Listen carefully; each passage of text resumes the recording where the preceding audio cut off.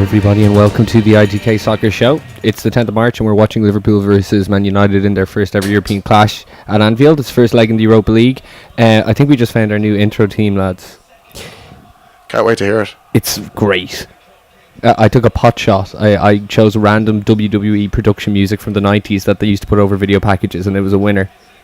I still want to get a bit of Mark Henry theme in there. No, absolutely not. No. Only if it's sang karaoke style by my dad. Is there a montage of the friendship, the biggest friendship in the history of wrestling, D'Lo Brown and Mark Henry?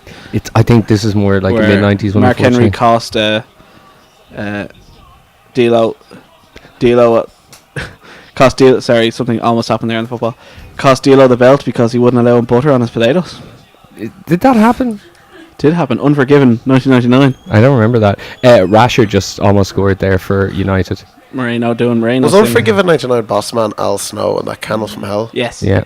Okay. But shit all over the place. We haven't done a show in a little while. We're going to try and trace back to Dan wanted to wait until West Brom got the form of their life and got 7 points in 3 matches. Yeah, we'll get there. Trust me, we'll get there. So we're going to talk about the Carling Cup. We were there in the Woolshed together, and then we'll talk about the news since then. But the first Europa League clash on TV tonight was Spurs and Dortmund, and I don't know if you guys saw all of it, but there's 2 things I took from it that I want to bring up with you. First off, Matt Hummels is the best ball-playing centre-back I've ever seen in my life. I've never seen anybody look so comfortable or dribble or do 50-yard passes the way he was doing it. Secondly, a lot of news going around, rumours going around that Chelsea and United and all these people are actually trying to start negotiations with Pochettino, so much so that Spurs have come out today saying that they're starting a new contract talks with him. For somebody who's such a lauded manager, his team selection tonight was like really naive. Why did he not just start all the big guns? Wants the league. Do they have a league match this weekend? They've got Aston Villa at home, which is really weird. That's the weird thing. What I mean. They Villa at home, but I can understand maybe if they had a few knocks. They did have a pretty tough game against Arsenal. It was a lot of effort put into it. And maybe he's gone and just thought, I got to prioritise one or the other. I think he was sticking loyally with younger folks who had got him. Well, to be honest, the team he put out, first of all, they were pretty much destroyed. But to be honest, but the players have Tom Carroll in there, Ben Davis, your man Anua played or something, whatever the hell his name is. They had Shadley up front. Who's the other young lad in midfield? Begins with W, does it? Yeah, I know that's Vimmer at the back. Inexperienced. Well, let's not be the annual Pochettino fall from grace, though. Is it annual? Every season his team gets knackered and they fall down. It happened to Southampton every year. And he only managed Southampton for 1 full season. Was it? He went to Spurs straight away? He had 6 months with them, and then he had 6 months. He took over in February 2013 when Adkins got sacked. I remember that. He had 1 full season then with Southampton. Then last year he went to Spurs. They got tired there. And I think he's never in top 4 last year. I think Spurs, they were 5th or 6th. I know it's a bit harsh. Okay, let's talk about the Carling Cup final. We went to the Woolshed for it, and it was a very dramatic time. But the better team on the day won, wouldn't you say? Yeah, probably. I don't really know. Liverpool didn't have a shot on target until they scored in the 83rd minute. It was the better team. And we did call it. We did say that when Liverpool did a shot on target, a mistake by Mingele. They had enough chances to win that. That's true. They hit the push. Sterling was just terrible. And then the next week, we're not going to go over all the Premier League results, but then the next week, did I not call this at the start of the day, that Liverpool would lose the cup final but slaughter them in the league, and it's exactly what happened. Yeah, but they don't give a shit about the league. Like they beat Aston Villa this weekend, but yeah, if there's like Man City are like really a team like the dangling carrot. Like if there's something there for them to win, they'll try. Yeah. If there's nothing there for them, they're like, I still think they'll really win. Well, beating Liverpool would have been a nice 3 points, considering that over the last 2 weeks, you had Spurs versus Arsenal, so there was points going to be dropped there. But you got guys in there, they're slugs in midfield. Now, I know Yaya didn't play, and you actually texted me, Yaya was the difference. He was excellent the day of the final. Yeah, but I can't imagine him. He's probably the best centre mid in the league. He's not. He is. But he's not. He can change a game, absolutely, and he controls any midfield. He's probably one of the biggest match winners. John, his form this year has been absolutely disgraceful. When did you join the club? I was in the club last time. Thank you. I'm so glad. The first thing I said to Dan when I saw the team sheets for the league game last week was First of all, I called it. I said that Liverpool would lose the cup final but win. And when I saw Yaya wasn't on the team sheet, you know. Yeah, he's the type of player that when he's not playing, you see the difference that he makes. He's kind of right, though, isn't he? He is. Even though, like, there's a lot to look at when he doesn't like play. him, which is fine. Like, he's had enough bad performances, but you can't. The man's pure quality. No, I just can't imagine 3 days after winning cup final, he would have been and going for 120 minutes. And he played well that day. I'm not going to say he didn't. He did play well and he did work hard. I can't imagine him 3 days later going to Anfield, having to do it all again against Milner, Henderson, and Chan in midfield. I don't think he would have wanted to run after them again. I honestly don't think he would have been missing that game. I thought City overall were just shocking. Well, and I think Torre would have just contributed to the shockingness. Was he not played because he was being rested? I'd imagine so. Like, he's 33, yeah. And like for everyone though to do 120 minutes at that age, and it was, to be fair, City were hanging on the end of that cup final. Mm-hmm. Let's not forget that. But I think they were hanging on more because the age of the team is higher than Liverpool. Like Liverpool, probably along with Bournemouth and maybe Spurs, are the 3 fittest team in the league. Yep. So City wouldn't be up there in terms of fitness and running. Let's get into the news then, and we'll go over Premier League and cups that have happened over the last 5 days. So, a lot of talk about Steve McLaren getting sacked on Tuesday. This is madness. He went in and they did training and nothing happened, and then he was there again on Thursday, which is today. But the difference today was, although he didn't get sacked, there was a couple of reputable places in Spain reporting that Rafa had agreed the job on a 3-year deal. Is this happening? Yeah, like 6 months ago. Rafa loves terrible owners. 4 months ago, he was managing Ronaldo, Ramos, you know. Yeah, but look where he was before. Now he's managing Obertan, Townsend, and Shelby. Like, it's so weird. But look where he was before Madrid. He asked for your man to be sacked, though. Graham Carr, yeah. Yeah, he should be sacked. He's blown over 100 million on crap, to be honest. But the thing about Newcastle, there's bigger problems with that. For the 3-year deal, obviously, he's prepared to work in the Championship. No, I think he thinks he can get out of it. Yeah, I really think he can. Definitely. 10 points, 10 games? Well, this is what I was going to ask. It's quite a big ask. John, do you think that Rafa could get out of it when you look at the league the way it is now? No. Who could they drag into it? Sunderland? Well, Sunderland. They have Sunderland next. Well, they have Leicester this weekend, so he won't be in charge for that, obviously. Speaking of Sunderland, we better talk about Adam Johnson. We haven't done a show in 3 weeks, and since then he's basically facing jail time now. Any justice Sunderland will go down. His sister has come out with this poem about him. What else? There's so much to this now. Obviously, the chairwoman of Sunderland, who has had to step down because of growing pressure on the question of why she let him play when she knew about the allegations, which I said the very first fucking week after the allegations came out. I was like, how is this man still playing football? She had to step down. I don't know if you guys read her excuse or not, but it was. But she was told. She saw the texts. She saw the evidence back in May 15. What was her excuse? And she let it happen. I couldn't believe it. Like, what I would like to know is... The only reason I thought was for footballing reasons, because he was probably one of their better players. But that doesn't matter. No, it doesn't. No, I'm not condoning it. I'm just trying to think the only logical reason she would allow this to happen. Because she saw the evidence. No, not just that. Also, I think that if they were to do that, and they were to...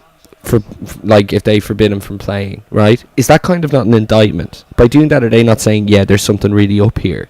Are they not kind of acknowledging that maybe he did do it? Well, then what they do is they go, due to these allegations, Adam Johnson will be taking a sabbatical. Or something, and going, the club won't make any further comment, and there'll be no connections or mention of Adam Johnson until the court case has been resolved. It's a bit of a weird thing. It doesn't happen in football, though. That is fair. There's so many court cases have gone on. Yeah. Like John Terry was in a court case that the press couldn't even talk about it, yet he was still able to play for Chelsea. Sure, even look at the... Suarez is racist. He spit 2 people. 15 years ago, look at Woodgate and Boyer. Yeah. Boyer was Leeds player of the season that year. He was top scorer in the Champions League. He didn't train. He was in Hull Court. He was in Hull Magistrate Court. Then came at night and played Barcelona.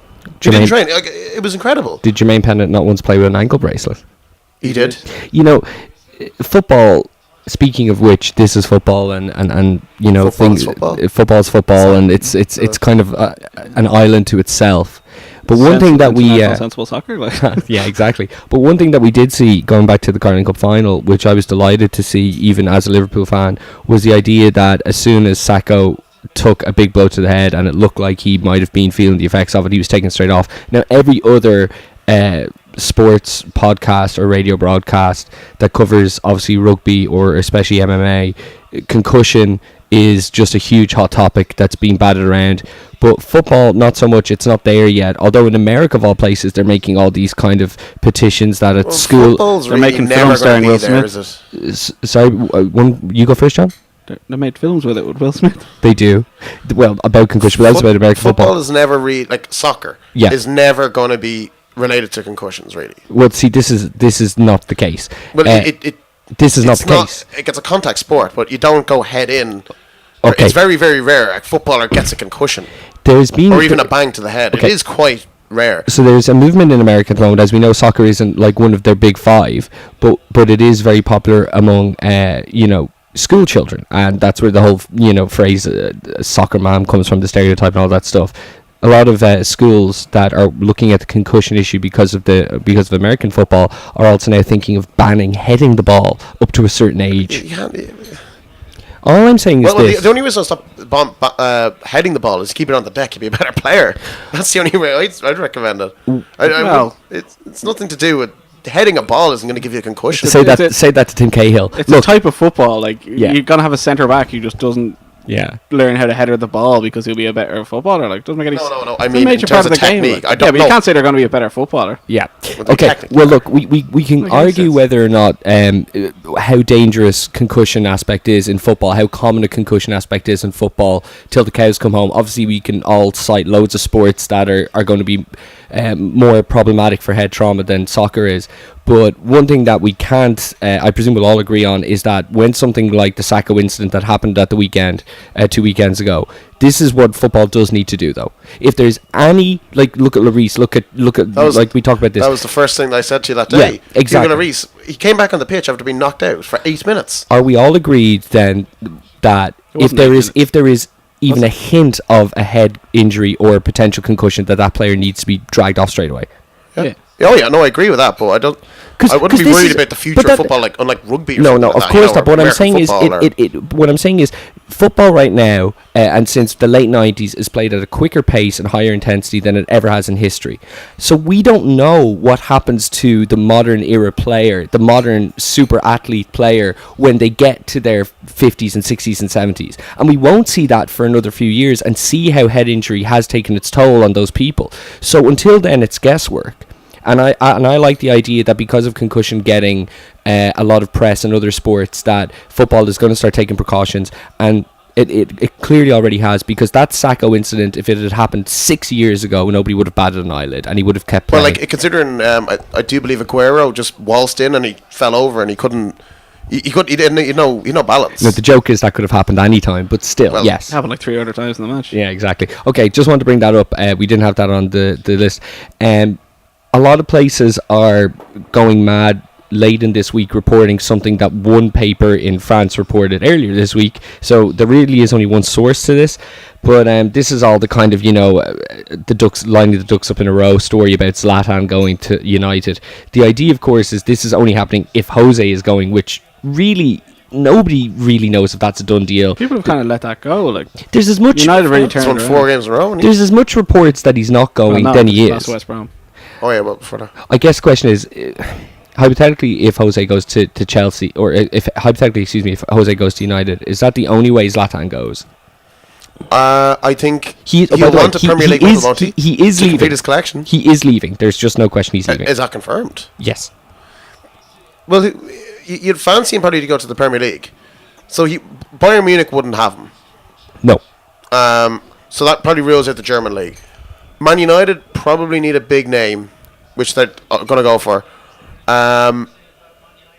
City won't go for him, quite clearly. Chelsea? It's been rumoured. Maybe he wants to live in London. It depends. I think he wants to the Premier League to win the medal. Sure, it depends. Because he's won what? I think he's too old. He's won 13?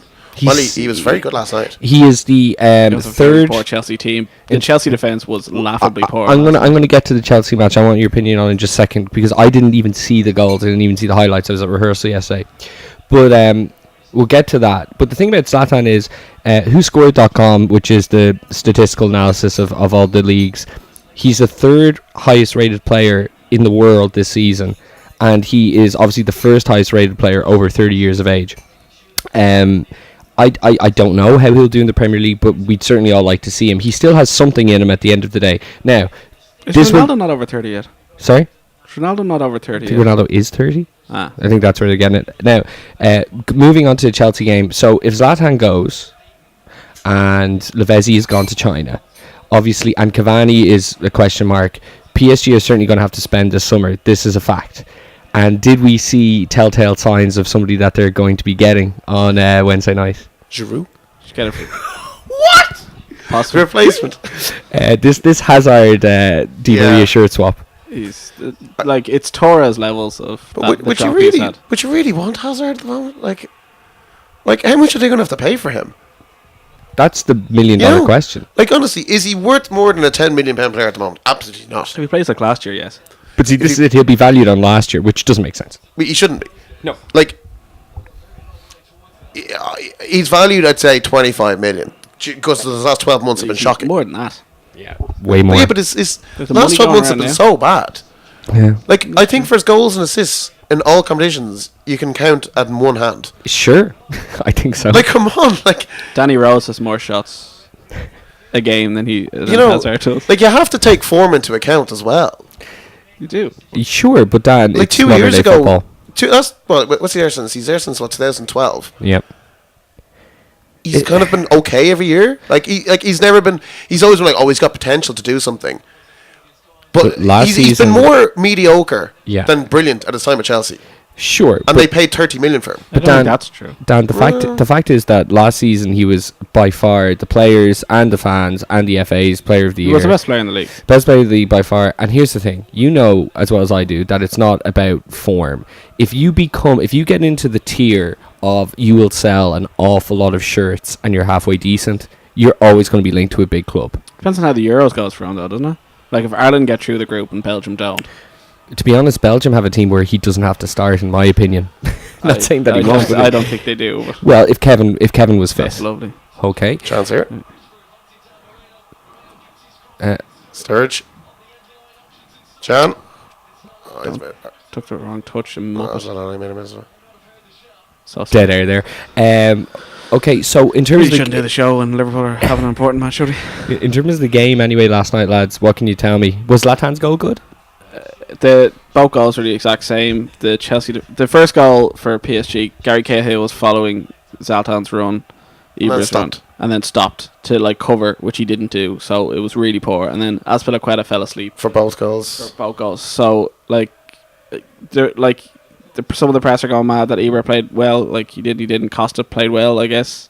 But Chelsea, the Chelsea defense cost them that game. PSG were the better team. Chelsea missed John Terry. So I hear.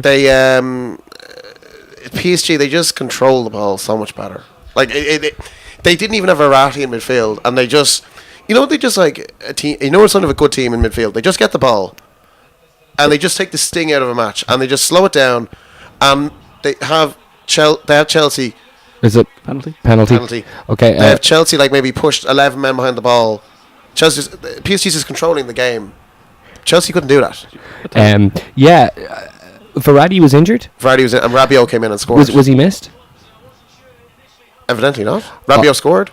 He's great. Chelsea's goal was lovely, to give them some credit. What's the crack at Rabiot? They say he's a bit of a bad boy, kind of a bad streak in him or something. I don't know. Or he's demanding $100,000 a week or something, or he's as he would. He's not a talent though. Tiny Sturge. Okay, I'm pausing the show. He's useless. Daniel Sturridge scored a penalty there. That was definitely a penalty. Just apologies to the listeners there, because I just have not been paying attention. De Gea should have saved it. He should have saved it. John said while we took our little short break there that Benteke is good. Just want to point that out. It was a good penalty, but he could have got a hand in it. One last question about the PSG match. anybody who's watched highlights or those who follow the French league this year know how good Di Maria has been. Yes. But of course, like obviously this is his return to England, so he got a very good assist. All the tabloids are up in arms about, oh my God, what a mistake they made. But yeah, we've known that for a while, that he has. The press always come out, like, I know we mentioned earlier, but the Pochettino rumours, like this time last year, Brendan Rodgers was linked with the City job. Oh my God, really? Yeah, because Liverpool went on the 10 unbeaten run. Like, well, like again, let's press need these stories. Let's obviously think of the French league as well. What it is, like, I think Cannes are second or third. Their goal difference is -3. And they're in the Champions League places. It's particularly bad this year. You know, like, I mean, it's, you know, so you don't. It's terrible. Sticking with the Champions League, Madrid, who were going into the home tie against Roma, having beaten Roma at home. You know, it was such a really weird match, and Madrid actually looked shite. They imagine having the greatest goal scorer of all time and booing him. Yeah, the fans were not happy with Ronaldo. I want to get to that in a sec, but first off, wasn't a beautiful tribute when Toddy came on the 74th minute? Yeah, like, well, Madrid fans, you know, they've applauded. I've seen them only applaud 3 people for the opposite teams. They've applauded Ronaldinho at the pitch. Okay. When he's ran past everyone twice in 2005. They applauded Iniesta in the Clasico back in October. Did they ever applaud Messi? No. Even when he was younger and there wasn't the hatred? No. Okay. And then they applauded Totti. Yeah. Well, Totti. So there's 3 legends. What a heel! Yeah. What a heel! So they applaud like the legends towards the end of their career. Like, I'm sure they'll get well, Messi Iniesta eventually. was running the show against them in October, and yeah, also but, towards the end of his career. Don't think about Iniesta. He's a cult hero in Spain for winning the World Cup. He did score that goal. I have a story about that later. Speaking of Barcelona, they've set a new record of 35 unbeaten, and are you saying it's up to 36 now? It was 35 as the record, and they've gone and beat Eibar 4-0, so it's 36 now. So this is the best Barcelona team, even though, like, the weird thing was, like, 2009, 2012, the slogan was, this is the best team in club football history, the most consistent team in club football history, both domestically and abroad. But they're better now, and you don't hear that. Is that fair to say? I don't know. You hear all you hear is about individual, the individual excellence of the 3 front guys.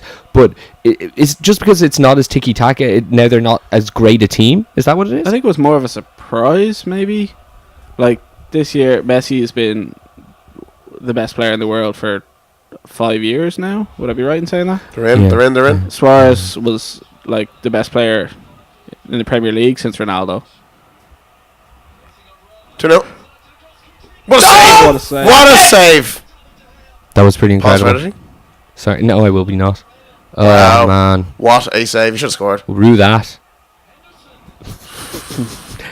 Sorry, back to your point. It's because now it's the status quo, John. It's like everyone's just used to it. I think so, yeah. Okay, fair like, point. Save. Like, I wasn't Barcelona's biggest fan, but after the Wembley final against United, I thought they were absolutely incredible. But sure.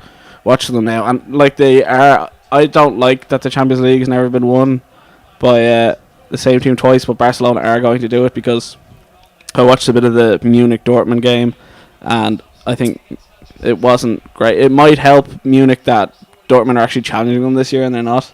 But I didn't think Munich were up to much. I think Dortmund were able to handle them, and I think they'll come across better teams. You know, to be honest, I actually think that's the fact that Dortmund are having an incredible year. I don't think like Dortmund are only 5 points off them. Like, they are keeping up with them, to be fair. But don't take away from how good Bayern are this year. Bayern are wasting time against them to get the result. But that wasn't fun. But in general, Bayern have been great. Now, of course, there's been unrest since they've had a lot of injuries. Sure, and there's been unrest since the Pep announcement happened, right? There has been unrest, but, like, you know, at the end of the day, we're still talking about a team that will most likely get very far in the Champions League, will most likely win their domestic league, and a team that are keeping their first 11 are keeping Xabi Alonso, Götze, and Ribéry out. Like, they're phenomenal. Let's not take it away from them. I think it's more the rise of Dortmund this year than it is Bayern slipping. But then again, last year I was going mental about how great Bayern were, and everybody was happy to see them be embarrassed. You know, Shane Klopp was a terrible manager last year. What? That's what Guardiola came out and said. Yep. Well, they are close this year, to be fair. And he knew Dortmund were in the relegation around this time last year, weren't they? Yeah, no, I'm not. Well, no. It was more of just a. Well, hell's going because on. Klopp laughed. Guardiola's like, well, it's good to have a decent challenger in the last 3 years. Shall we give a little bit of credit to the Joe.ie makers of these videos with Klopp and They're having a great time. his wacky interviews. There is the wheelie bin one. There is the Black Eyed Peas one. There's just wish Klopp's team were as good as he was, as he is, as entertaining. It's quite incredible to be so depressed with Liverpool sometimes, but never as depressed as I should be just because of Jurgen Klopp. Can I say one thing? We were talking about Madrid there a minute ago and Ronaldo. You know, he scored 50% of his goals against two teams in La Liga this year. What? Espanyol and Celta Vigo. Hasn't he scored like 40 goals this year? In La Liga, he's on 27 goals, and he scored 14 or something against only Celta and Espanyol. The problem is that he scored 7 in each. Home and away. Home and away. Close reach, Jay. That makes sense. Yeah, sorry. So he scored that amount, and he's also scored 4 against Shakhtar. I was thinking Irish League type thing. Like they play him 3 times. No, he played him. No, he played Malmo, and he scored 4 or 5 against them. So if you actually add it up, he's only scored in bags. He's not actually contributing when he should be. In sacks, you might say. I get what you're saying. Like Michael Owen used to do. If Ronaldo spaced those goals out and got one a game, instead of getting 5 and 1 and going in a barn for 6, they'd be right up with Barcelona. Gotcha. It's like Dado Persha was top scorer Champions League about 10 years ago. It does help that Barcelona have like 3 world-class players. Real Madrid have the one. Like, yeah, but you can't just when he scores 1 or 2 against the crap teams, he needs to start doing it. Like they lost to Atletico Madrid last week. Dan just let you say that. Dan let you say that without any correction. First off, I'm surprised he didn't say, John, that's 4, because you weren't including Iniesta. And secondly, the fact that he also let you say that Madrid only have 1 world-class player. Have you backed down on your Tony Kroos love? He has. Back down on yours. Tony Kroos does nothing anymore. He does nothing. Okay. Never should let Bayern. We need to move. No. We need to move on. Well, what do you've got in his game? Like, go to this year, Liverpool. Moving on. No, actually, one more Champions League thing. Benfica and Wolfsburg are through the last 8. Grant, do we need to say anything there? 2 handy teams in there. Draxler. Okay. Sure. Dante. I know. All right. Let's see. He's going to win it again. Okay, so 2 more bits of news. We'll stay with cups. Arsenal played Hull in the FA Cup on Tuesday. Beat them 3-0. 4-0. Was 4-0? Sorry. And there's obviously this banner that's causing controversy where people are saying, thank you, Wenger, but enough's enough. I think it's a bit disrespectful. This coming off the back of comments. That says every year when they whip out that banner. Well, okay, go ahead. Just give him to the end of the season and just say, look, it's time to go. But he won't go. No one's going to say that to me. He'll win the FA Cup and he'll be fine. People don't realise it's a Ferguson job here, lads. If he's not going until he wants to go. It's like Ferguson was winning leagues. I was at a Blizzard event there, and they were I know. The thing that's really annoying Arsenal is like this year has been like absolutely like ridiculous. Like Klopp and Ancelotti all said that like they'd love to manage Arsenal and all that sort of stuff, and both of them were free. Yeah. And it's going to be like if Wenger goes next year, it's like here have.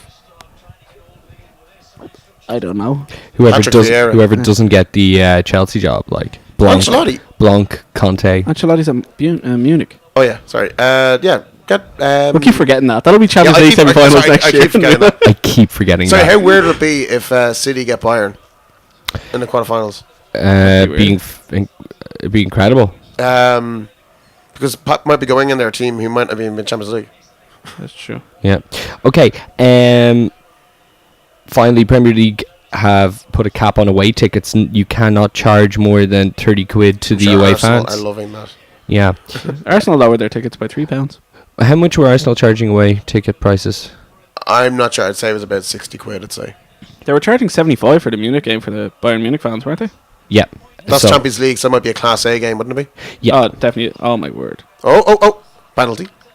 Fuck off. All right. Okay. It's the worst show ever. I think it's been pretty all right. Okay. Let's get to the Premier League results from the last weekend. Start off with 2 teams kind of contesting for the league. Arsenal and Spurs. This was a really great game. Spurs threw this away, I thought. It was an especially good second half. Ramsey scoring with an incredible back heel from a Bellerin. Bellerin was basically trying to like cross the ball, but it just happened to fall. Bellerin didn't mean that. And Ramsey with a really nice back heel finish. I think Ramsey meant the goal, though. Oh, he did, yeah. I agree. Alderweireld with parity on 60 minutes before Harry Kane 2 minutes later put Tottenham in the lead. But what was Mertesacker doing? He's very slow. What was Coquelin doing? Coquelin now has the Balotelli story. When did Coq get sent off? Sorry, what time? It was about 53 minutes. Arsenal were actually in control of that match. The story this weekend was silly red cards. And then Sanchez on 76 bringing it back for Arsenal. And Ramsey nearly won at the end when BT went off the air. That's so fun. Yeah. He had a 1-on-1. He never looked like scoring it. And now he's injured. Well, yeah. Did his hamstring on Tuesday, yeah. And Mertesacker went off. But Walcott might be back. Goal. Oh my God, what a save. He whacked it right at him. I was disappointed in Spurs. I think they really should have walked away with it. Like Dan thinks that this is a turning point for Arsenal. I don't think it is. I don't think they're happy with the draw, but I don't think it means anything. I think they'll finish fourth. I think it's a bit of a turning point because they showed a lot more character in that match. Now, I don't think they're going to win the league. I don't think they're going to fall out of the top four, is what I mean. I think we really need to talk about this moment here in the Liverpool match. Sturridge was... who fell over there? Was it Rojo? Smalling fell over, and it was... That's the kind of chance that you'd slate Benteke for missing, but De Gea is incredible. He missed that exact chance against Crystal Palace. Yep, we'll get there. But no, I just think that they beat Hull 4-0. Yeah, but Sanchez I think Hull rested a lot of players. No, I'm just saying... They finally won a match, and it was almost like they needed to win. Now, they played a lot better against Spurs. I think if Coquelin was on the pitch, I think they would have won that game. Spurs had no ideas at all. That's probably true.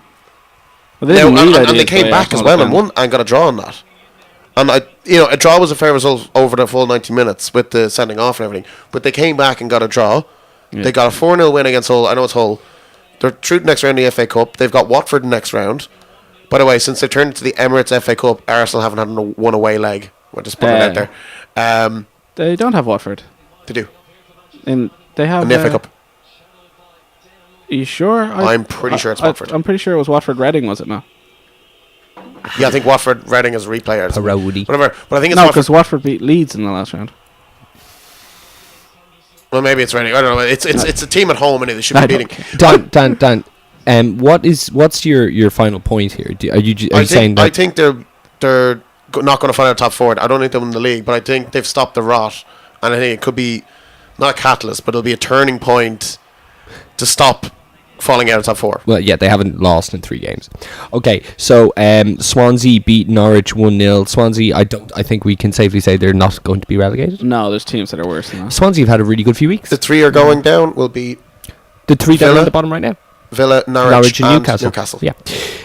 Speaking of the bottom half of the table, Sunderland, who are I think 4th last, drew at Southampton. Southampton are in the usual slump. Who's that? Sunderland. Yeah. Like they were dreadful. So was this Fonte red card one of the wacky red cards you're talking about? No, Barini played Barini's playing well. He played well, but he can't score. He got like that ridiculous goal midweek against Palace, I think. But he played well. He's challenging, and then Fonte just dragged him down. Defoe got a goal, and it looked like Sunderland had won it. But they got a goal in the last minute, and to scare Irish fans, John O'Shea's defending for that equaliser by Southampton was absolutely horrific. And Sam Allardyce even came out and went, "That was terrible." He brought John O'Shea on, as experience and not to make mistakes. And the ball comes into the box, kick it. That's what you're good at. You're good at defending in your own 18-yard box, and he just wasn't there for lads. But still, though, it's Jermaine Defoe.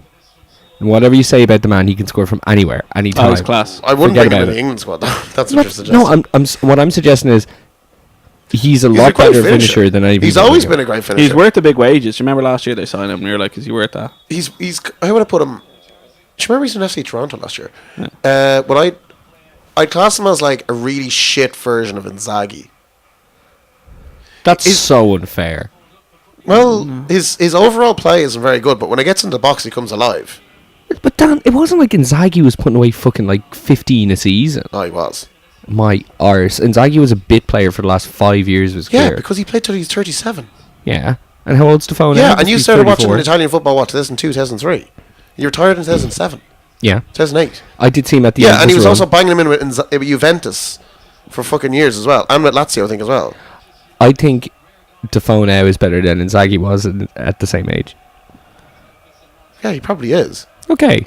So at how's he what, shit 33? Inzaghi? At 33. All right. Right. United and Bournemouth in what might be Newcastle. Jesus Christ! Sorry, I just looked at the United part. Newcastle and Bournemouth in the in what potentially could be McLaren's last gig. Although it seems like it's a never-ending story. 3-1.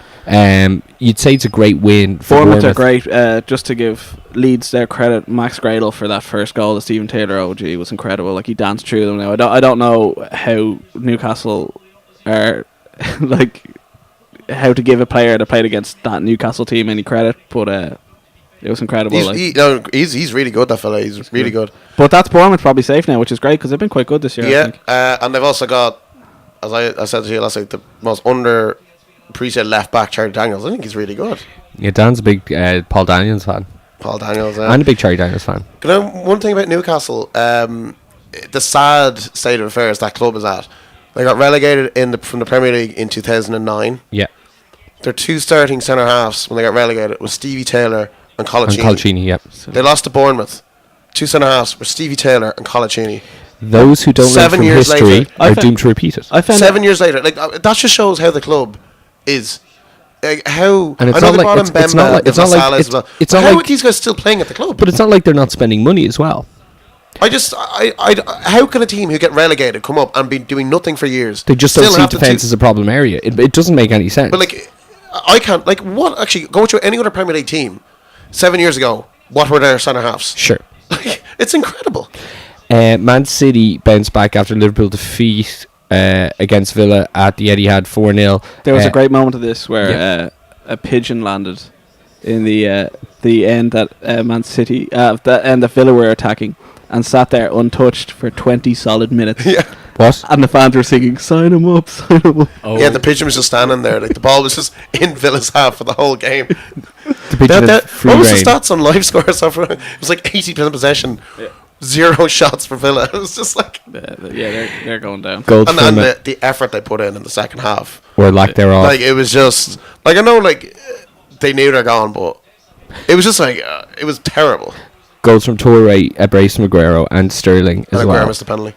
And Aguero missed a penalty. There was speaking of missing a penalty, do you want to say something about that? Oh, just Aguero's. I think was his second goal was lovely between him and Silva, like the good old days of City type thing. Well, the first goal was a fluke as well. Yeah.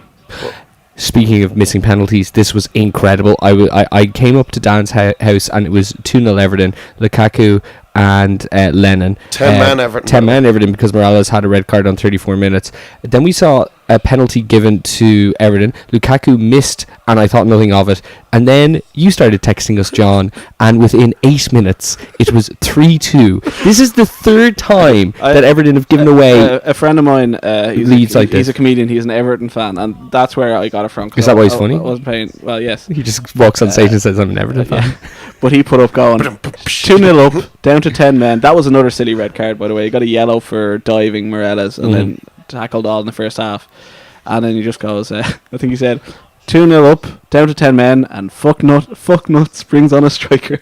Watch what happens. And his comment was just absolutely brilliant. This and the entire season has really shown up Martinez for whatever he is. And now the stats are all coming out that, like Paul Merson said, Paul Merson's usually an idiot, but he Paul Merson said that. Paul Merson's usually an idiot. Yeah, he probably did, but he said that like that's how Martinez matches are. Paul Merson's performance slated on Soccer Saturday by Paul Merson. Himself as the third person as an idiot. Like he does terrible, and then he comes out and then complains about a ref, and then you forget. Like I think he used the neuralizer from Men in Black as a reference. Like you just forget how bad Everton have been. But now the stats are going out. Like he wasn't even that great with Wigan. He won the FA Cup, and now this Everton team is an absolute shambles. They have a better team than a lot. He's no Moisey. The one thing about this Everton team is, and Martinez, like I've always been a fan of Martinez, but it's getting kind of untenable levels at stage. The one thing about it, it's kind of got the hint of a Wenger off it. You kind of get that as well. It's like this stubbornness to kind of keep playing out from the back and unrealistic, stupid situations. This attacking philosophy where sometimes you go, well, let's just defend. Is the playing out from the back a decree of Martinez, or is it just Stones trying to show off? Martinez is encouraging that. Is he? I think he is. There's no way. Well, he must like. surely you can't be allowing the centre halves to be doing Cruyff turns in your 6-yard box. And stuff like that. Like, it has to come from the manager. He must be discouraging it at least. But for 70% of games, Everton are brilliant. It's the 30%. It's just it cancels it out. And that usually happens towards the end of the game. But it's just so weird because Everton at times this year have been absolutely fantastic. I want to move on. And if he can adjust this stubbornness part of it, Everton would be top 4. Well, I think the goals of Lukaku, he would drive them there. I think you're going a bit far, but I know your overall point. He's second top scorer. He is. I want to make a point of West Ham scorers, which I found really interesting of the 3. Antonio, Sacco and Payet. Now, we know Payet has scored a multi-year big money deal. What did you think I was doing? Nothing. Okay. Did you see Antonio on goals on Sunday? Sorry, let me. Can I finish the point? No. Not today. Of the 3, who, in your opinion, is still going to be at West Ham next year? I think everyone. I think all 3. Okay. Everyone. Okay. I think they're going to the new stadium, so they'll keep the thing. They might be in the Champions League, which would be great. Chelsea. Can I say Payet? He's a great man. I can't believe the amount of money some people have paid for players. Some money thrown at some players. I apologise to everybody's ears. And ears. This guy was bought for 10 million. Yeah, he was. He's world class. He is he was injured for 2 months. I don't think West Ham won a match. Comes back and they're unbeaten in 12. John, I know you've seen more. Dan, I that's a fine point, but I'm just a little distracted here. John, you've been watching more of this than me. Have we been killing them the way it seems? Sort of. Yeah, De Gea is making a few good saves. A few good. Antonio was on goals on Sunday, and we remember last week he scored the goal against. Was it? It wasn't Palace, was it? Who? Yeah, it was, wasn't it? Antonio scored the goal and he did the Homer Simpson celebration. What? Yeah, he did the whoop whoop whoop whoop whoop whoop. Yeah. Oh, that's not a hope. That's the Three Stooges. Oh well, I didn't. I call it the Simpsons thing. I didn't see the other thing, so it's called the Homer Simpson. All right, yeah, go exactly. on. Yeah. Fuck off. All right, go on. We're really confusing the listeners since since Dan said that Neil started watching football in 2003, and you mentioned the Three Stooges. Listeners, it's like, how old is this? Well, man? he's 42. Which I've known Neil for a good few years, and I still don't know. I'm clearly a time traveler. If you read the clues. So what age did you think Neil was until 6 months ago? Oh, can we all just 31 or 32? Older, 37? 40s, 46. Because I look at. Well, I went to school with you. Oh, Claire, where's your segment? Yeah, it's coming if we ever get there. But anyway, he was on go goals on Sunday, and they said, what other celebrations would you like him to do? And they said the Truffle Shuffle from the Goonies. So that might be coming. I would be delighted. Chelsea only managed a point at home to Stoke City. They were lucky as well. Traore getting a goal. He's getting a few games now, isn't he? The Pro Evo thing is paying off. Yeah, he's great in Pro. That's how me and Dan found out about him first off. Has Pato played a second yet? No, I think he's too fat. But he's on the bench the last 3 weeks. He's got a lovely moustache. I know. Well, I haven't seen it. I want Pato to. Where's Fail Cow? He's going to come this summer, isn't he? Where's Fail Cow? He's just gone. Is he alive? I honestly believe he doesn't live in London anymore. Has he just come back to Colombia? I think it's like the film Seven, where someone's cave. trapped him in a thing eating a can of spaghetti or something. Anything on that, or will we move on? Chelsea were on a good run. People were rooming They up to still get haven't top 4, lost but in England. the fact that West Ham, Liverpool, and City all sort of won, it kind of rules them out now. So, and now people are saying that Chelsea are falling apart because they still have the FA Cup. Yeah, big news. Big news from the weekend. I think they'll definitely want to win it. Probably. Big news from the weekend really is this result. Leicester 1-0 against Watford. Watford held them off really well until Mahrez with an excellent goal on the 56th minute. Went off injured then. I don't know if there's... He's fine now. He's fine? Great. There's something going on with that Leicester City team. Conte messed his hamstring up and people were like, he's out for 6 weeks, and he played. Yeah, did you hear that? Did you hear that everyone's saying that they're on drugs? Well, hear that? Something like that, yeah. Yes, I did hear that. I think it was Arsenal fans started the thing online saying it. It's like, there's no way our players are out for 6 months, and these guys were out for a day. There's always that stuff like people... we talked about Ranieri's... pizza? Training mentality, and the mentality about how he lets them rest and stuff, and... Look, we know that Arsenal is the exact opposite. Do you know, here's an interesting fact about Leicester. You get a slap on the wrist for smoking in the shower. They've only used 18 players this year. I know. That's the point. Anyway, it's incredible. I just want to, before we go on, I was saying before the Liverpool United match, the ref in this is the same ref that was called a coward, and he was a coward and all the thing after the Brazil-Colombia match. Remember, you refused to send players off, and then Neymar's pack got messed up. Since that match, he has been horrendous and booking everyone, and in his last 7 matches, he sent off 5 people. And I think he's booked about 6 in this match. Henderson got booked after 30 seconds. Yeah, Lovren's been booked. Rashford just got booked. Moreno's been booked. Like, it's okay. We're at half time, and I think it's bad news. Has kept Man United. I think it's very bad news for Liverpool. I don't see them being able to keep up that intensity in the second half, and they weren't able to get more than one pass to Gea. 70% of the ball. Seems that way. Big story, obviously, is that 5 points ahead are Leicester now, and we've got 9 games left. And really, it's kind of... does anyone not want them to win the league? Except for those the fans of the top 4. No, like, absolutely. But when do you kind of say... Like, when does it become... When do they become the actual favourites? I think they're already... I think they're the favourites. Are we there? I know. After the Arsenal match. A couple of bookies have paid out to Leicester fans who did the silly bet and put money on it. Yeah. After they bounced back after the Arsenal defeat, they've won 3 games in a row, I think. Yeah. But they played awful. And the thing is about it... But it's gonna the whole, remember the Arsenal banner talking about earlier. I don't think if they lost the championship to City, being second to City, they'd be like, look, we lost to City. They spend hundreds of millions. If they lose it to Leicester, who have a net spend of what 15, 14 million of the past 2 years, is it? Like that's the big. I think it's incredible. That in itself is why it is like the greatest story. I think it is amazing. It's incredible. Liverpool and Crystal Palace. I just want to say that Leicester in their last 2 matches they've won, and like people are saying sign of champions and stuff. They're really struggling. Like Watford have not been in good form. Teams they've been playing though more defend, as I've always said. Well, yeah, but that's what everyone comes against. Space in the counter attack. I said that to you. I said that these are tougher games. They're better off playing your Arsenal. Absolutely. When Man City come against them, Mahrez will pick out Vardy and sprint over Otamendi. That's what they do. And also, I think they have United, Chelsea, and someone else in their last month. Like the league could be wrapped up by then. It would be amazing for them if it was. But just, to Dan's point, 18 players as well. Regardless of how different teams' playing styles help them express themselves as a counter-attacking team, the fact of the matter is, if you're only rotating 18 players at this stage of the season, it will show no matter who your opponents are. Liverpool and Crystal Palace. Liverpool had an awful record against Crystal Palace, and they were playing at Selhurst Park. Ledley on 49 minutes got a goal. When was the Milner sending off? Around 60 minutes. Okay, because not here. Firmino got a goal back when Liverpool were down to 10 men on 72, and then a last-minute, heavily disputed penalty on the 95th minute. I think Benteke was fouled. A penalty. I'm absolutely devastated that it wasn't a dive. Okay, it was a penalty. We're getting there. Benteke was fouled. Benteke scored. The most amazing stat about Benteke, right? And I'm not going to get into the debate whether he's good or bad or just his confidence is gone.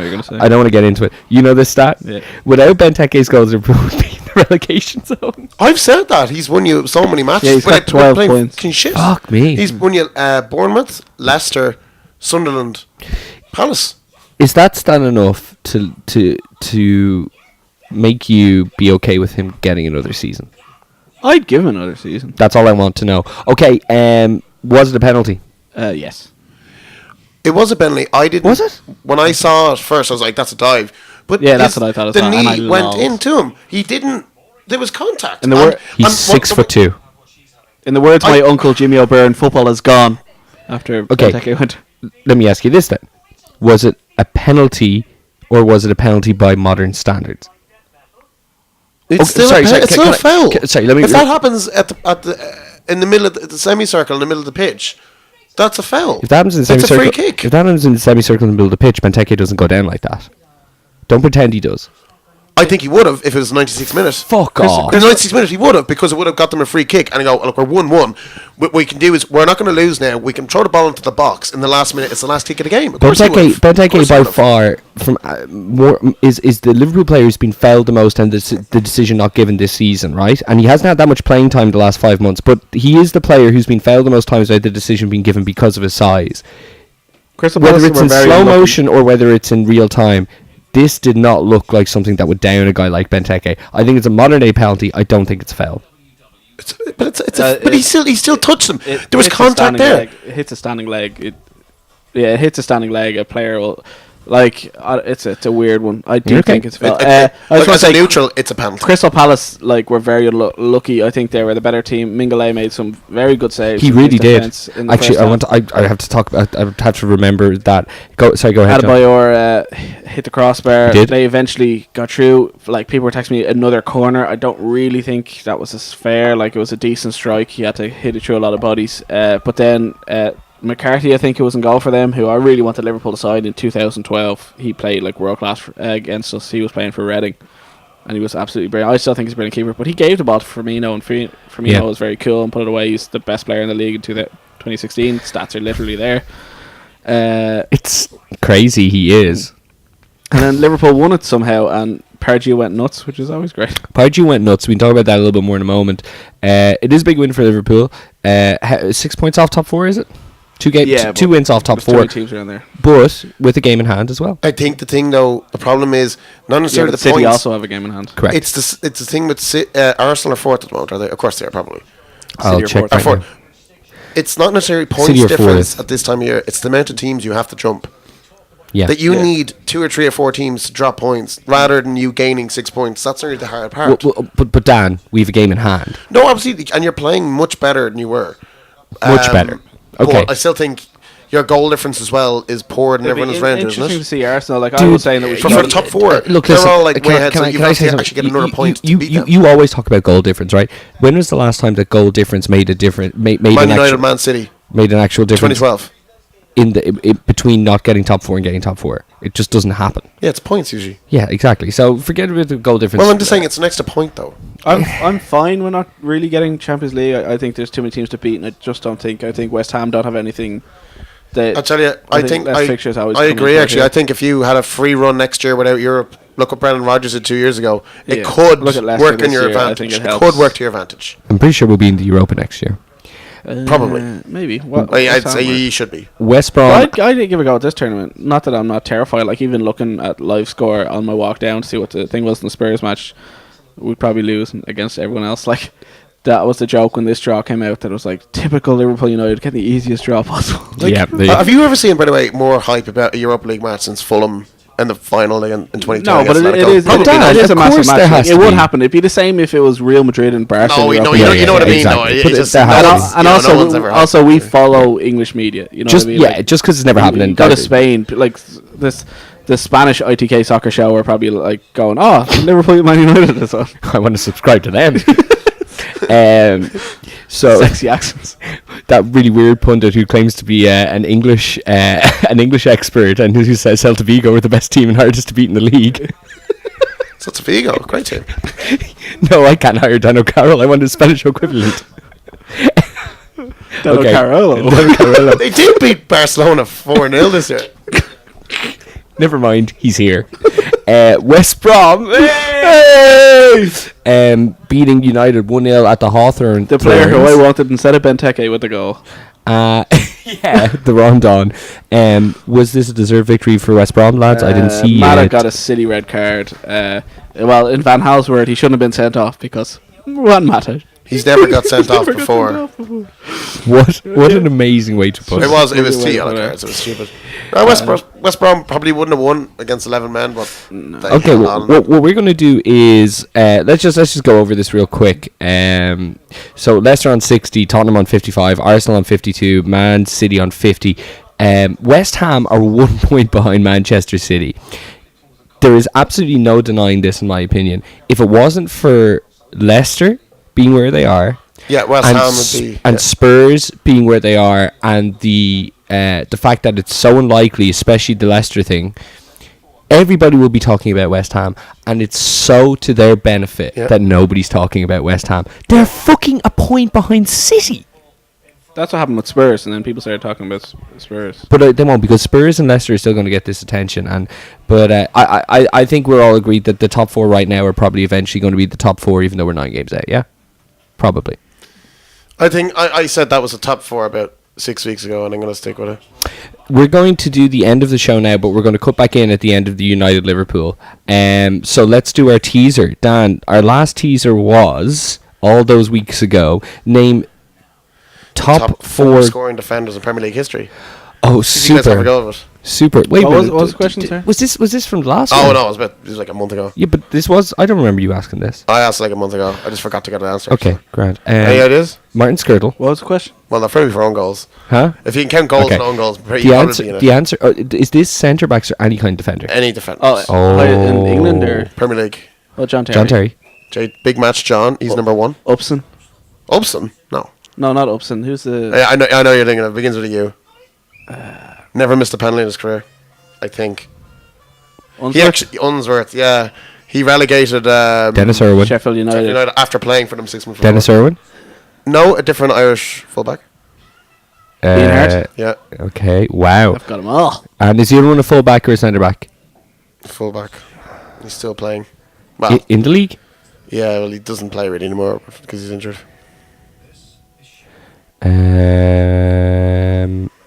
Ooh. His place might be in doubt at the Euros because he hasn't played. Nationality, please. English. Think about it. Klein? What? No. Toilet. No. He's not a right back. Leighton Baines. Baines. Okay. Baines wouldn't be going to the Euros. He's been awful. All right. Spoofer of the week, Dan. I've got a new teaser, but for this week. Oh, excuse. I've got some interesting stories if you want. What are they about? Well, I give the teaser first or the stories? Go with the teaser, Dan. Oh, okay. Name the first Scandinavian, name the first African, name the first South American, name the first Asian player to win the Premier You League. could have stretched this over a month, mate. Why the fuck you doing all these in one? Okay, name the first Scandinavian to win the PL. That's next week, okay? Stretch this out. The Vidic? He's Serbian. I don't know. It's true, I guess. Very, very far away from... Dan, probably as far away from in Europe as possible. Dan, can we stretch this out a bit? Okay, well, It's just too do first good. There's Scandinavian. loads there. Let's stretch that out. First Scandinavian. First Scandinavian. John, what stories do you have? I went to the Blizzard evening there last week. If people don't know the Blizzard, it's a book that a lot of footballers write, like interesting stories that very good. Anyway, they were asked a question, what's your strangest conversation with a football player, or your strangest thing with a football player, right? And James Horncastle was there, and he told two. One was that he was in Stafford Bridge. Who's James Horncastle? Writer? He's on BT for European football, and Okay. he talks about Italy a lot. And he told a story that he was in Stafford Bridge, and he was having a conversation with someone else about the drugs that used to happen in the Italian football. And he gets a tap on his shoulder, and it's Desai. He's like, oh no, he must thought I was talking about him. No, Desai just wanted him to take a photo of a joke photo because he thought the food was so bad at Stamford Bridge. He wanted a photo of him eating out of the bin instead. And another one was at the same at Stamford Bridge. He went to the urinals, and who came up beside him? Dubes, Michael Dubry, Jesus. and Michael Dubry apparently had a very large penis, but not the size of the penis as the anaconda, which is Claude McAlealy. Claude McAlealy. Yeah, apparently I've heard stories that if John Terry said if I had that, I'd be going around waving like a beer can. Yeah, Like a beer can? Like a slinky? and Like a beer can? Who wants a beer can, Dick? Box of Pringles. and Jonathan Wilson was there, and his story was in the Euros in Germany. Was it? There's Or was no it Euros in World Germany. Cup? World Cup in Germany 06. Lads, was that come up in an ad there? Yeah, I sent them to you the other day. Oh shit, are they good? They're pretty funny. Anyway, in the World Cup in 2006, Jonathan Wilson was sitting there, and they were playing Spain. And I think Spain had lost, and all the players just came up, and he was having a chat with Torres, but no one else wanted to talk to Torres. He was like, Torres has his name in Elvish. In tattooed on his Elvin, arm. yes. And he goes to him, you can visit Tolkien's birth home. He's here. He was born in Germany, but he was bit by a spider when he was really young, and it scared his mum, so they went to England. England, yeah. Yeah, and Torres goes, that makes sense. And Joe was like, what are you talking about? It's like, that's why the biggest thing that Frodo has to face is a massive spider, because Tolkien was afraid of spiders. Why am I talking about Lord of the Rings? One of the Fernando best footballers Torres loves Lord of the Rings. He wouldn't have got that tattoo otherwise. He's a big fan. There's a few, though. I think Aguero has a similar one. Really? So Atletico Madrid strikers love Lord of the Rings, I guess. Okay. Really briefly, John, how was your trip to Anfield for the City game? Absolutely excellent. Good seats. Obviously, it was great results. Great seats, great results. Did you go get slosh afterwards? I got sloshed before. We were drinking all day. I may have vomited before the game. Oh, And by that you mean you did? I did. Yeah. Did you have a Scouse pie? I did not. See what Did you happened. give me Wait, chips? you can't go to Anfield and not have a Scouse pie. No, what right? happened was it wasn't that I drank a lot, which I had. We done a pub crawl around Anfield because we asked people where did like the cop go? Where do you go and have a sing song? Sorry, can you then tell me the name of the bar that I spent the majority of that day in? Then what is It's the right one? across the road. It's across the road from the Anfield Road. Anfield Road. Yeah. Like if you walked outside the pub, you're looking at the back of Anfield Road. It's red. Smoking areas to the left. Oh, that was a good singing pub. Is that That's the one? fucking Is that great. the one we were in before as well? And then we had the Coronas outside. I did the 8 Jaeger bombs in after the game. Yeah, we had a few When in I went there. missing. I think Niall got a bomb. But we just had like a meal as well, and I just went, you know what, will make me feel better, and I just walked around the corner and got sick. It was great. And I didn't buy a Jurgen Meister jumper, which I'm very upset Very about. silly. Yeah, he sent us a picture of that. So I if was very anyone's going to upset about it too. Anfield, please let me know. I'll send you the cash. All right, let's wrap this thing up and then we'll cut back in the end. Your spoofer of the week, Dan. I suppose McLaren, because he's going to get the sack. I knew he wouldn't be good. I think he's a terrible manager. He's not a very nice man. Being topical, I'm going to go with Chair Lady of Sunderland. Oh, yes, actually, I heard. I think that's... Spoofer? Is that the first time a spoofer has ever been a woman? Yes. I think so, yeah. But Actually, they're not very prominent in male soccer. Mine is, you guys kind of went for serious. I'm going for a bit funny. Deschamps was on, good old Deschamps was on French TV there, and they asked him, like, are you going to bring Mahrez or whatever? Because he's been incredible. And they were like, no. But he's looking at other players, and the player he mentioned was Koulibaly.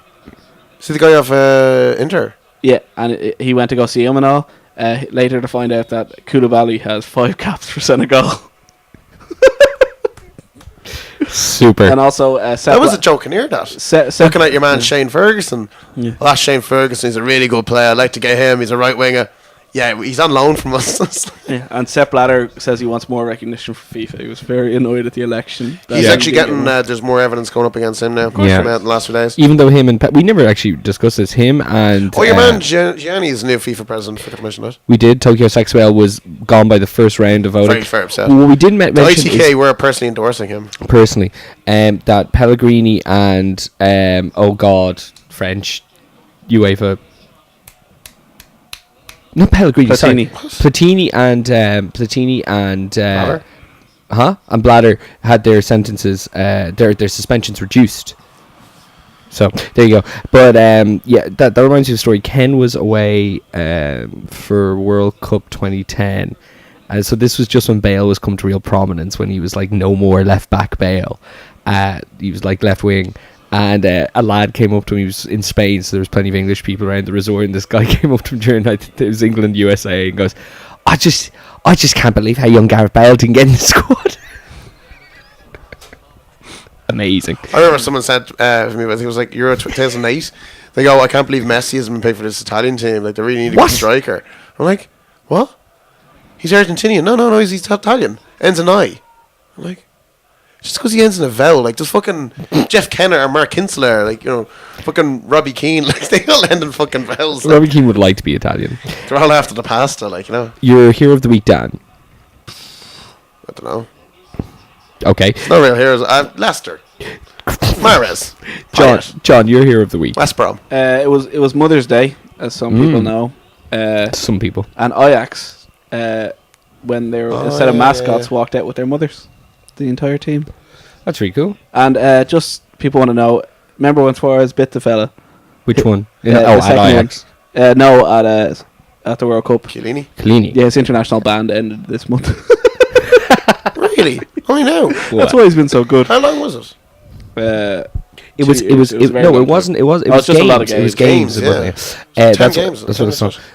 My hero of the week is Silvestri from Leeds. I saw the clip of his goal saving attributes. He fucking kept us It in was the greatest thing. It was like a game of pro. He can be good, No, except but then he does this something was- ridiculous. This was on a different level. He can This be was good. on a different level. Yeah, I think he could be. Can I decent. have one more hero? Go on. Do you remember at the start of the season? Thank you for that, by the way. Oh, look, I watched it twice. Remember you said it was outrageous when I said he's better than Mignolet?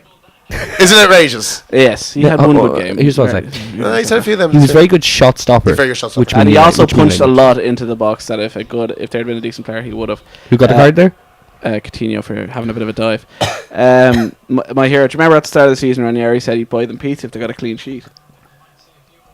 Well, instead, he brought them to London to his favourite pizza place to do a pizza making course. That's incredible. Well, what was the clip that came out of... was it... Who didn't get into a nightclub when the Spurs lads did? Was it Leicester guys? I think it might have been Leicester players. Leicester players? Yeah, they went down to London. It was when they were in London. Probably Mark Albrighton or something like that. It wasn't the big hitters. It wasn't Drinkwater. He's drinking beer that night. Your goal of the week, Dan? I was going to go when I saw Ramsey's. That's the goal of the weekend. I suppose on Harry Kane's probably then took it. Yeah, me too. I'd go with that. Yeah, John? Can we near go Harry Kane's? Okay, super. All right, that's great. Let's just do the fantasy really briefly, and we'll cut back in when the Liverpool game, Liverpool Man United game, is finished. So, it started at the bottom, so I can talk about myself.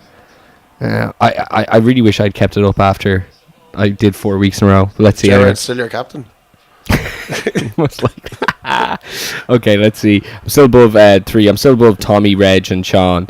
So I'm at Manchester United are getting relegated. Yeah, they are. I'm sure they're bustle and plowed as well. I'm out the relegation zone. Are we going to do it like that, where people, if they get relegated, if they get relegated, they can't join the next year? We'll have to do some real spy. Yeah, they'll have no one left in 3 years' time.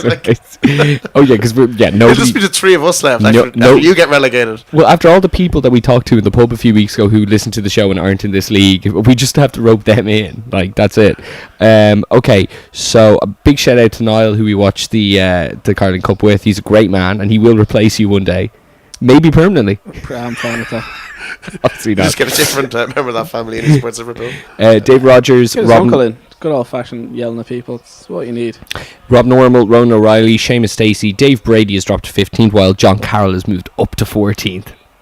I was coming for you, but I couldn't get you, mate. And you won't. And I won't. John Saunders, 13. Darren Hillard at 12. Kenny Murphy at 11. Regis at 10. Brian Dunhu and the Night People at 9. Gary Kiernan at 8. Michael Tobin at 7. Dave Nolte at 6. James Byrne at 5. Shane Lahard at 4. Noel Keeley going all the way down to 3. He's currently doing lawyer exams, so he'll blame it on that. Stephen Vincent at 2. Dan is in the lead by 9 points. Fair play, Dan. You've led throughout. Thank you. It will be a Leicester. I led all last year. I fell off at the end. It will be a Leicester-esque disaster if you don't win this. It's really helping Steve Vincent that Spurs are doing well, because I'm pretty sure he's had 3 Spurs players in this team. I've got 3 Spurs players in my team. Well, yeah, but you do now. You didn't at the start of the season. He's had it the entire time. All right, we'll cut back in a sec. So Roberto Firmino scored. I don't know when it was. Was it about 70 minutes? 20 minutes ago. Yeah. So, John, do you want to pick up your mic there? I didn't know. I thought you were just summing up the final result there. No. Yeah, for United, the sake of the podcast. I don't know. United we were doing the podcast, but I don't know if Liverpool were great, but United were poor. United were terrible. United set up very attacking. I thought that was weird. Well, every other Van Gaal match that he's played, he came to get the draw. They played Fellaini in the midfield. That's enough. Fellaini has had literally brilliant performances against Liverpool. So literally, I saw him and I was terrified. You did say that. So your predictions, lads, really quickly going into Patrick's Day. Liverpool to go through 1-1 at Old Trafford, I think. What are we going to do? Where are we going to watch on Patrick's Day? And should that be the next podcast? Could be. Sloshered. I'm in work on the 18th. We all are, aren't we? I'm starting Kayla, so no more drinking until the Euros. What's Kayla? It's a load of exercise and diet. You're not drinking till the Euros? Yeah. So you're not going to drink for WrestleMania? No. You're not drinking a weekend. Drinking except for then he's definitely not going to the Woolshed. No. Could you imagine a sober Woolshed WrestleMania? So sober night here. Jesus Christ. A sober night here would be okay, because he'd definitely win the tournament. Drive home. Big match, John. I'm already the best at it. Alright, everybody. Thanks very much for listening to the ITK Soccer Show. If you want more, make sure to subscribe to our Facebook page. Facebook.com/ITK Soccer Show. If you like the page, you'll see the shows posted and be able to keep account of what the most up-to-date versions are. You can also find us at the ITK Soccer Show on Twitter, and the weekly podcasts, as they go up, are also available for 7 days on SoundCloud. Any comments, suggestions, or anything else, you can send it into the show, as well as making people aware that it exists. We do it for free as much as we can. We try and do one a week, and we should be getting back to doing that more towards the business end of the season, which is coming up now. So thank you very much for listening. Spread the word, and until next week, we will be with you the day after Paddy's Day.